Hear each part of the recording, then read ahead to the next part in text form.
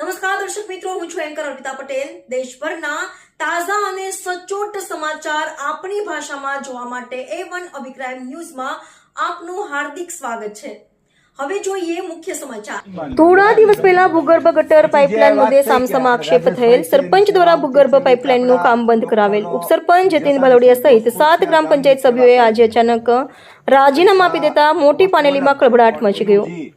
મોટી પાનેલી ગ્રામ પંચાયતમાં ઘોર બેદરકારી ચાલતી હોવાનો ઉપસરપંચ અને સભ્યોનો આક્ષેપ। મહિલા સરપંચ ગ્રામ પંચાયતમાં હાજર ન રહેતા હોય, તેમના પતિ મનમાની કરતા હોવાનો આક્ષેપ। સરપંચના પતિ ગ્રામ પંચાયતમાં મનમાની કરતા હોવાનો આક્ષેપ।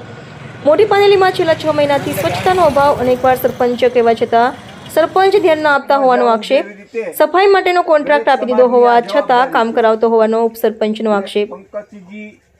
કોન્ટ્રાક્ટર કર્મચારીઓને 1,20,000 પગાર દેવાય છે છતાં કામ કરતા ન હોવાનો આક્ષેપ। અનેકવાર રજૂઆત કરવા છતાં ગામમાં વિકાસના કામો થતા ન હોય, આપ્યા રાજીનામા। મોટી પાનેલીમાં એક સાથે ઉપસરપંચ અને 7 સભ્યોએ ગ્રામ પંચાયતમાંથી રાજીનામા આપતા મોટી પાનેલીમાં ખળભળાટ મચી ગયો હતો। તો બીજી તરફ ઉપલેટા સરપંચ દ્વારા સરપંચના પતિ ઉપર કરેલા આક્ષેપોના મામલે સરપંચના પતિએ કહ્યું, વિકાસના કામો 4 થી 5 કરોડના કામો કર્યા છે। સરપંચ અભણ હોય એટલે દબાવવાનો પ્રયત્ન કરે છે। સરપંચ દ્વારા મનમાની કરવાની ના પાડતા ઉપસરપંચ સભ્યોને તેલ રેડાયું એટલે રાજીનામું આપે છે, તેવા અનેક ખુલાસા કરવામાં આવ્યા। મારું નામ જતીનભાઈ ભાલોડિયા, મોટી પાનેલી ગ્રામ પંચાયત ઉપસરપંચ। આજ રોજ અમો મોટી પાનેલીના 7 સભ્યો જે રાજીનામા આપ્યા છે તે હમણાં થોડાક દિવસ પહેલાં ગ્રામ પંચાયતમાં એક ભૂગર્ભ ગટર બાબતે વિવાદ થયેલ હતો।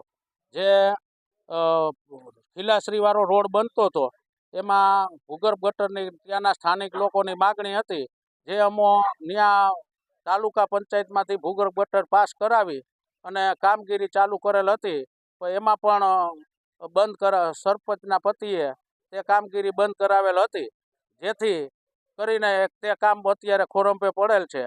અને બીજો મુદ્દો છે અમારે સ્વચ્છતાનો, જે 6 મહિનાથી આ મોટી પાનેલી ગામમાં સ્વચ્છતાના નામે મીંડું છે। અને અમે 1.5 મહિના પહેલાં ગ્રામ પંચાયતની બોડીએ જે ઠરાવ કરી અને